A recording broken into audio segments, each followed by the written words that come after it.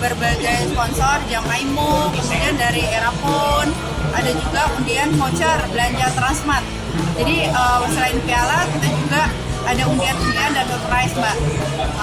Dan acara ini mungkin kita buat 3 bulan sekali sebagai ajang untuk menyalurkan kreativitas, kemudian sportivitas, dan menjunjung tinggi ibaratnya kenapa sih si orang tua yang kita ikut sertakan mendampingi itu quality time buat si orang tua dan anak, karena kan seharian kita tahu Mbak, anak-anak udah sibuk dengan gadget. Nah, di waktu ini mereka bagaimana kita mengakrabkan kembali orang tuanya.